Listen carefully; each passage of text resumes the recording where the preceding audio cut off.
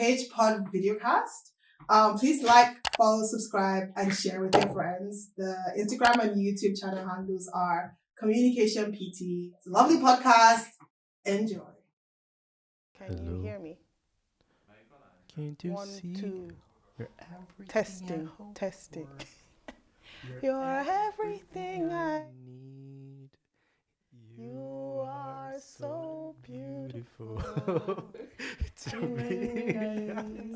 This is the problem when you know the people doing the show personally. Yeah, but it's so good though. Like it has like University of Pécs everywhere. Hello, welcome to the second episode of Pécs Pod videocast. We have with us today Aju Onyemowo. I probably pronounced it not so correctly, I'm sorry for this. Nowadays, she works at Morgan Stanley in Budapest as operational risk coordinator.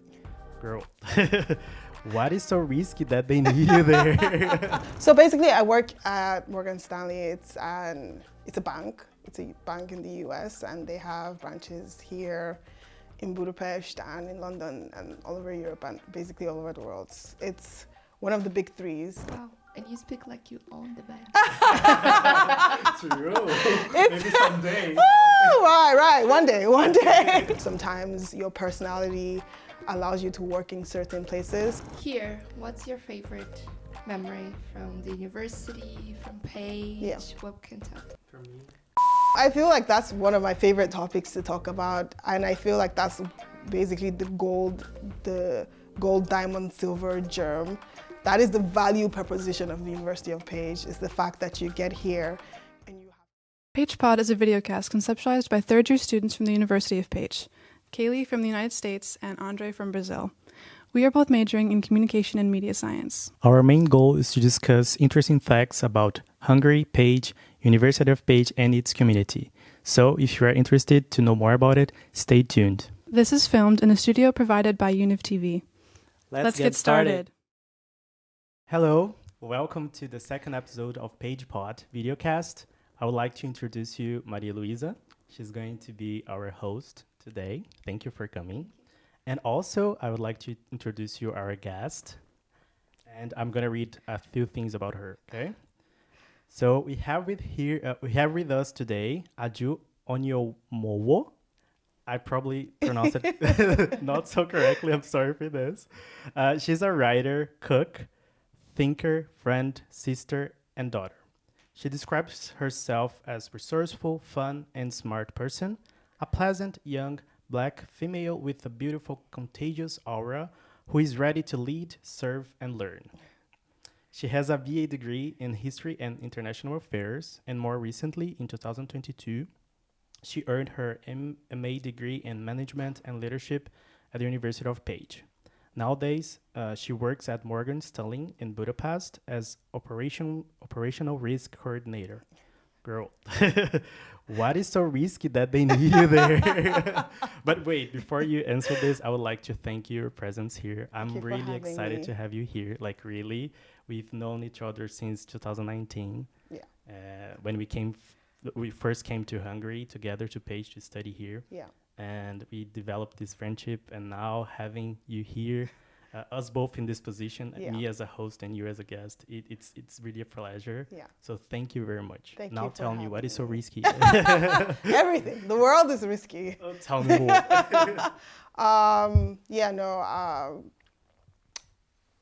So we're still talking about my work, right? We're talking about the risk. So basically, I work at Morgan Stanley. It's a bank. It's a bank in the US, and they have branches here in Budapest and in London and all over Europe and basically all over the world. It's one of the big threes.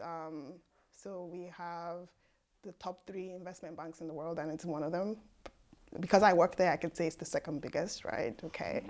Arguably, but yeah, according to me, right? And basically, I work in operational risk, which is a non-financial risk. We look out for things that are not, they're not risks that are related to the market. So they're things more related to what people do on a day-to-day. So if a building stops working, or there's a climate risk or cyber risk or stuff like that. So that's basically what we look into. But personally, I work with more of it's almost like a strategy part of the business where we look into the processes of the firm and basically generally what Morgan Stanley does, and then we keep track of the knowledge management in the firm to make sure that if there was a problem or if there was some sort of crisis or something, we have like a database of what the firm needs to continue to, survive, basically. And how long have you been working there? I've been working there since May of last year, so about 9 months, roughly 10 months now. Yeah. Wow, and you speak like you own the bank. True. Maybe someday. Oh, right. One day. No, I have a bit of experience with working with another of the big threes. So I do have experience in the corporate world, not generally in finance or banking, but I do have a lot of experience in strategy and business optimization and a lot of business things that I don't want to go into, so I don't sound very,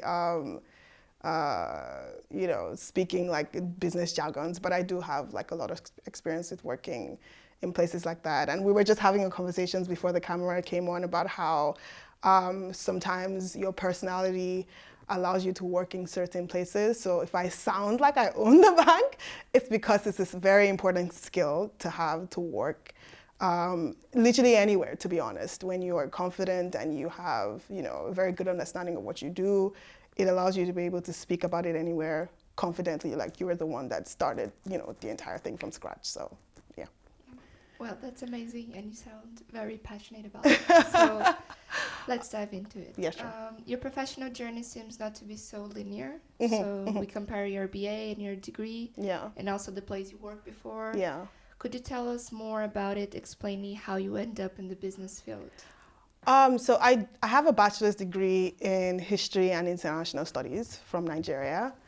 And I always wanted to study history. I remember in grade 3 or 4, we were having a history class, and the teacher was teaching about the history of the Zulu Empire and talking about Shaka the Zulu. And I remember then that I told myself I would study history in that class. And of course, growing up, I was probably like 6 or 7 years old then. Growing up, I changed my mind like a million times. I wanted to be a chemical engineer at some point, and then a lawyer, and then I was in junior high, but then it got really complicated at some point, and I was like, no, this isn't for me. I'm an artist, okay? I'm just gonna stick to art class. Somehow I found my way back to history, from that one day where I said it a million years ago. And it was something that I wanted to do, and I like history a lot. I like international studies. I feel like it was important for me to do that first because it allows you to know a lot of things, right? It allows you to be very knowledgeable, very insightful. You sound like a very cultured person when you can speak about countries and you know where they are on the map and you know a little bit of their history. It allows you to enter spaces and communicate with a lot of different people because you have that background, right? And then I graduated, and we also spoke about this a little bit before the cameras came on. I did a little bit of finishing school. That's why I sit so nicely or I speak so nicely. So a lot of things in my past kind of built up to me being where I am today. And then after I did an internship with one of the finishing school firms in Nigeria, I did get a job with another company where I was able to work with Goldman is another investment bank. I was able to work there as a liaison for their African initiative in Nigeria and in Ghana, where we had this little project where we recruited students, and they were gonna have this internship in London or the US as programmers, coders. So I was part of the team that helped them find the students, put them through the test, and created this assessment center and everything. And then I was working with the Goldman engineers in Nigeria, and they flew into Nigeria, and it was such an exciting project, especially coming straight out of uni. That was my first job. And then boom, first day of work, I'm giving this I didn't even know what Goldman was at the time. You know, I had no idea that this was such a big thing I was jumping into. And I was working with the CEO of the company at the time. And yeah, so I did that. And then it was a very small company, it was a startup.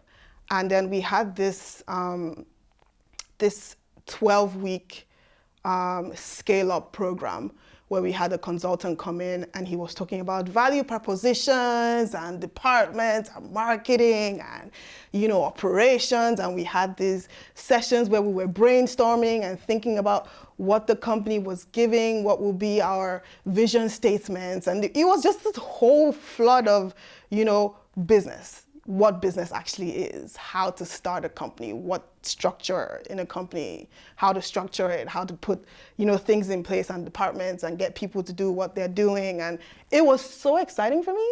I usually do very well in like sessions where people are brainstorming and thinking and talking. And so for me, I was a superstar, right? And I decided, you know what, I actually like this. I like doing this. I like thinking like this. I like thinking of, you know, an idea and taking it and pulling it apart and then building something out of it that makes money, you know? So that's how I got interested in business. And then I had this opportunity. I got this scholarship to come to Hungary. Yeah, that's actually something that I'm going to ask you right now. Yeah. So not having this a previous business degree was an issue for you to study here at the University of Pécs? No, not really. No, it wasn't. You know, I got the opportunity for the scholarship. And they were like, oh, you can only pick business. And I'm like, well, okay, you know, destiny, faith, because of my bachelor's, right? So my bachelor's was in arts, and the next best thing was business for me. You know, I couldn't, of course, go to science because that would be, that would be a lot, right? So the next best thing was business, and then I had the interview and I did the exams to come here from Nigeria, and I interviewed with the dean and a professor in the University of Pécs here. And of course, again, it was what university do you want to go to? And then, of course, I picked Pécs. And then I had the interviews. Can I ask why? Pécs? Why did I pick Pécs? I picked Pécs because I did a little research on Hungary. I did a little research. Budapest is a big city. All the other cities, I really didn't know anything about them. And I did have a very interesting connection to Pécs for some reason, I don't know why. But I think that it was a very good decision because when I did the research, I found out it was a very small city, not a very small city, but small enough. And all of the videos that people had spoken about Pécs, they were talking about how it was very good for studying because there wasn't a lot going on in terms of like, you know, it being very busy or so many people. And I thought, yeah, it would be a good place to start in a country that you've never been in before. You want somewhere small, somewhere that you don't get your head spinning around because there's so much to do. And just to share a personal experience, it's good that it's small because we kind of create a small community. Exactly. We became friends, family. More than friends, family actually, because we used to live in the same dorm. Yeah. And every time, like, do you want to eat something? Yeah. Let's cook together. Or these kind of things that you can only enjoy, I think, if you're in not such a big place where people don't care to each other or something like this. Exactly. So, yeah. So, yeah, I picked Pécs, did the interview. I probably sounded like I owned the university at the interview as well. And I think it was a no-brainer from there. You know, I could tell from the interview that, okay, this looks like it's going to happen. And then, you know, we came here. But did you have to go through a preparatory course because of your background? Yes, I did. I had to take a semester of foundation in business, which was probably the hardest part, to be honest. Yes, Why? For me, it was the hardest part because, like we talked about, I don't like math very much. And then in business, you do have to do a little bit of calculus. There is some economic calculations and stuff like that, and you have to learn like corporate finance and how, you know, how to calculate liability and all the parts of business that people don't like, you know? So those parts, those few months were the hardest, they were the toughest because I ran away from math for like so many years, and then to be thrown back into it to make it to the other side. Yeah, that was hard, but we prevailed. We made it through. Amen. Amen to that. Yeah. Amen. So, if you hadn't studied in Pécs, do you think you would still have the same opportunities you have been lately? That's it. How did the university and the city influenced you? I think coming to Europe generally, right, creates more opportunities for you. It makes you more preferable when it comes to, you know, choosing where to work or what to do and stuff like that. I wouldn't say coming to Pécs in particular had any direct influence into what I'm doing right now, because like I said, like you saw my journey, I did have a lot of opportunities before coming to Pécs where I was able to work with people in the particular field that I am right now. But I would say that coming to Pécs had more indirect effects on where I am right now in terms of, like you said, family, community, not network in terms of, you know, I knew somebody who was able to know somebody to get me where I am today, no, but network in terms of having like a support system that makes it, you can go to ask questions. For example, once I came into Pécs today, I texted a professor of mine, you know, to tell her, hey, I'm in town. If you're not too busy, I know it's very last minute, but we can catch a coffee and we can catch up. And she is one of my favorite professors, actually, Brigitta. And so you have that kind of connection. Coming from Nigeria, you don't have those sort of relationship with your professors because you're probably like 200 people in one class, you know, and you don't get to have that, you know, connection with them where it can get personal and where you can give life updates. And, you know, I have professors that told me, if you need references, if you need anything, let us know. We're here for you.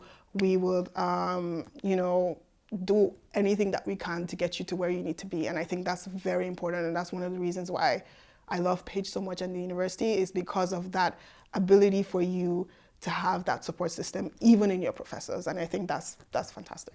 That's so true, because if we are having this video cast today, is because my professors, they invested in me, exactly, in my idea, and they wanted this to happen. So it is indeed very, very important to have this kind of support. And but we are in Hungary, and they speak a very specific language here, and very hard, to be honest.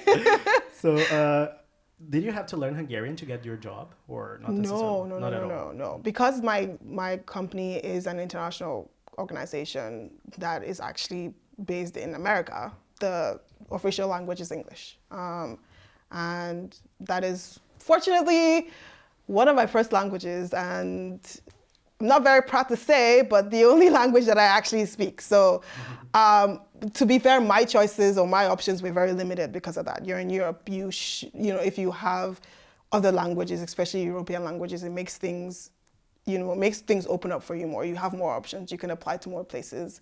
But for me, I couldn't, because I only speak English. So yeah, that's something that you might want to consider if you're coming here. If you have like French or Spanish or German, or any other language, it's very helpful. But I didn't have to learn Hungarian to work with Morgan. And I guess I was very lucky. Yeah. Good to know. And it didn't affect your connections there? No. Or even in the city, now you live there? No, because now I live in Budapest. Budapest is the capital of Hungary, and it's very much more metropolitan than Pécs. So you have way more people there, and there are more international people there. And I guess to be able to have a functioning society in Budapest, is important for them to have, you know, be able to communicate in English, because most people that come in can't speak Hungarian.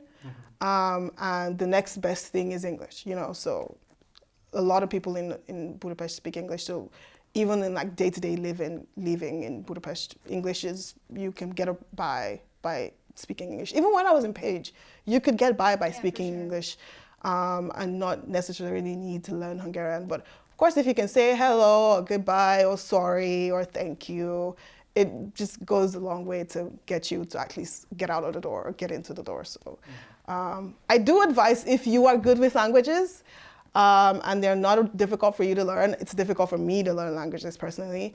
But if it's not difficult for you to learn and you can learn Hungarian, it makes your life a lot easier, to be honest. And I think the Hungarians appreciate it when you can speak the language.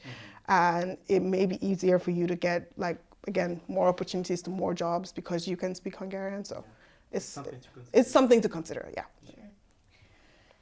So do you have any personal or professional influences, people that have inspired you, for example? That's a good question. Do I have people who have inspired me? I think the people who inspire me are people who are close to me. I don't have like, oh, I think Michelle Obama is great. I mean, she is great. She's fantastic. People think I look like her sometimes, which is fantastic, right?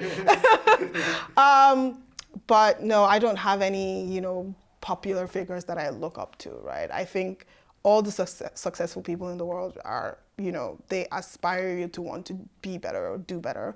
But the people who do inspire me are people who are close to me. So, for example, the owner of the finishing school that I worked with, Mrs. Ungosi Princewell, she is such an elegant woman. If you think I'm sitting very nicely, you should see her. You should see her speak, you should see her talk. She's intelligent, she's smart, she's a businesswoman, she also has a family. So those people around me that are doing the little or the most that they can to make a life for themselves, they inspire me to, be somebody somewhere that somebody could say, okay, I think Aju motivates me, or I want to be like Aju, but it's because of the people that are around me. So another example is my other boss as well, Leko Lude, who is one of the co-founders of one of the biggest recruitment job boards in Nigeria, and also now has other businesses. People like that are doing things that are making an impact in the environment around me, that are not necessarily on Forbes list. They probably are on Forbes list, but you're not like, they're not like Warren Buffett or Elon Musk, but they're doing the most that they can and they're making huge impacts. So those people inspire me. And what about the job seeking process? How was it for you to get this job that you have now? It was nerve-wracking, to be honest. It was nerve-wracking because, you're an international student. So you come in, you're on a visa, right? Once you're done studying, that visa usually expires almost immediately. So you have a couple of options. You either apply for job searching visa that they can give you, 3 to 9 months to stay in the country and search for a job, or you apply for an entrepreneurship visa, which means that you are going to start your own business somehow and survive, I don't know, or you get a job and then you are able to apply for a work permit immediately. So once you finish writing your project, right, this is, I'm sure you understand what I'm saying. Once you're in that last semester, if your semester ends in like February or ends in June, once you're in like November, you start thinking about it. You're like, okay, I need to start applying for jobs. Probably even maybe like 3 months before, you're already thinking I need to start applying for jobs, and you're applying for 10, 20 jobs every single day. You've exhausted the list on LinkedIn, right? You can't refresh anymore because you've applied to everything. So it is a nerve-wracking process. I'm not gonna, that is the truth. It's gonna take you a while. You're gonna get a million rejections, okay? I know someone who applied to like 5 jobs and got like 5 rejections, and he's like, I'm tired, I'm not doing this anymore. I got rejected 5 times. And I have me and my other friends, and we're just like, only 5? Excuse me, 5? I get like 100 rejections every day. What are you talking about? So it's very nerve-wracking. You are anxious all the time, and then you get one response back, and they tell you to do some tests or write some, do some exam or something, or take some test, and then you send the test back, and you're waiting for them to get back to you if you pass that stage or not, and then the next stage, and then the next stage. Sometimes you make only one stage, sometimes you make two, sometimes you get all the way to the fourth stage where you're talking to your managers and stuff, and you're like excited, okay, this looks like it's gonna work, and then you don't hear back from them for weeks, and then you hear back from them and they're sorry. So it is very, very, very, very emotionally, mentally, it could be even physically strenuous sometimes to get the job. But if you are getting interviews, that's a good sign. If you're getting interviews, that's a good sign. The more you apply, the more opportunities that you have. So it's important for you to keep applying to a lot of places. And you might want to be strategic with how you're applying, what's on your CV, the little details in your CV, like if you have 3 different fonts, they already think you're unserious, how you structure, whether you put your education first or your skills first or your experiences first, things like that are important because the recruiter only has 6 seconds to look at your CV. So he wants to see what you've done, where you've done it, how soon you've done it, and stuff like that. So all of that is important. I know it sounds not so necessary or anything, but the more effort you put into all those things, the more that people actually see it. So yeah, you'll be surprised how many people's CVs I've looked through, and I'm just like, really? So yeah, it shows your professionalism shows from there, because that's basically how they get to know you. They're not seeing you first, so it's important to. Do you do any kind of consultation about CVs? Personally? Yeah. Yes, because I used to work in HR before I started working in finance and operations. So I do have experience with recruitment and CV writing and how to, do interviews and what to say and what not to say. So I personally have. So you can imagine how hard it is for me to be on the other side now doing the applications. And I'm like, what do you mean? My CV is perfect. I'm the perfect candidate. I know what I'm saying. Put me in a room first, But yeah. So those things are important. And just emphasizing on how strenuous it is to actually go through that process. And yeah, if you know people that work in those companies and you can get referrals, it might be helpful, it might not, because you never know if they actually do give you the referrals. But I mean, just try every, opportunity and every outlet that you have, and fingers crossed, knock on wood. Mm-hmm. Yeah. And I was going to ask you about if your former professors, they help you somehow, but I think you mentioned during the interview they were super supportive. Yeah, they were supportive. They offered to write reference letters, or just talk about you in rooms and get your name out there. So they were very supportive in terms of helping you through that process and making you look good, basically. Nice. Yeah. Okay, let's talk about a little bit of community, friends. Yeah. Here, what's your favorite memory from the university, from Pécs? Yeah. What can tell? For me. Of André. I think, of André. I feel like that's one of my favorite topics to talk about, and I feel like that's basically the gold, diamond, silver germ. That is the value proposition of the University of Pécs, is the fact that you get here and you have community, you have family, especially if you're an international student. Basically, we're from everywhere. We come from all parts of the world, and we're here most times we're alone.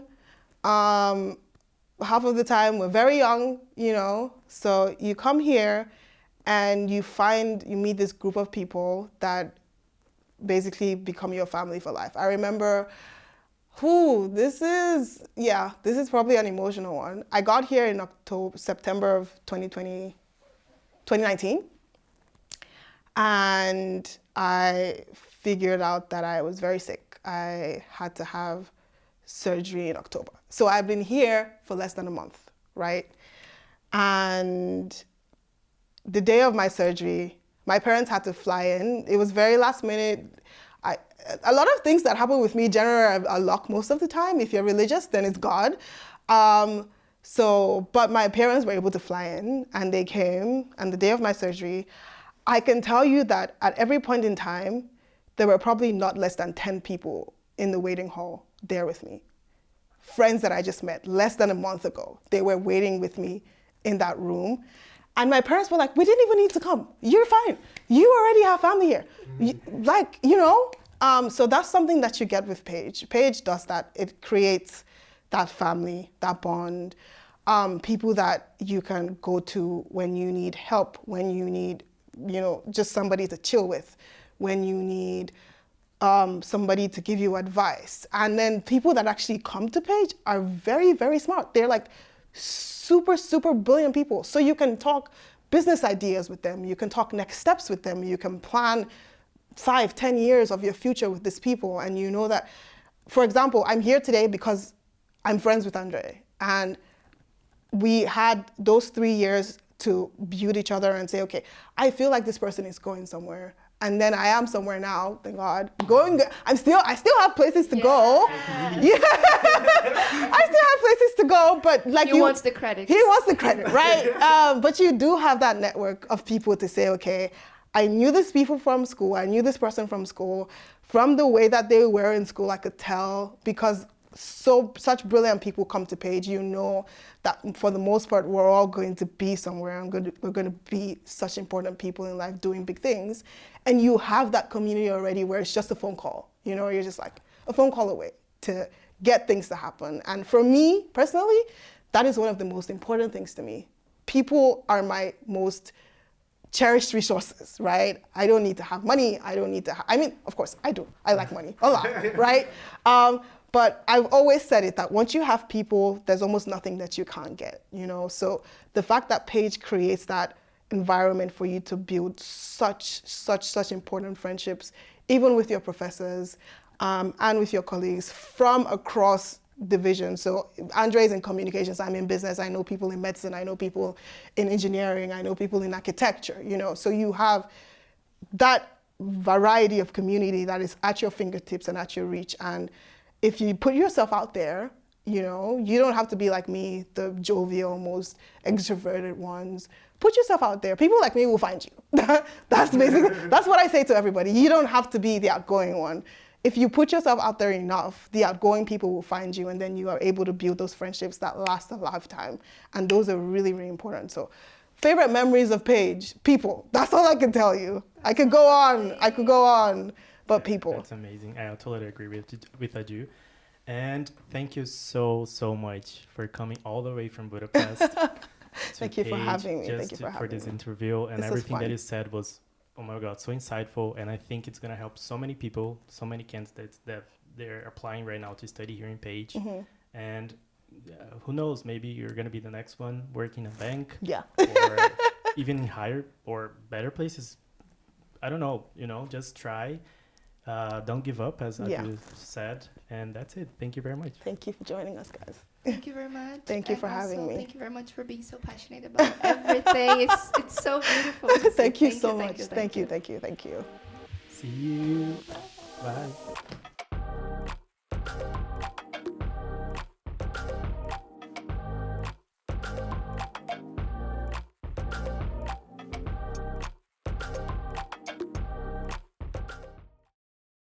We are Pécs Pod videocast. Subscribe to our channel, follow us on Instagram. Please like the video and also share with your friends. Our Instagram and our YouTube channel is Communication PT. Thank you.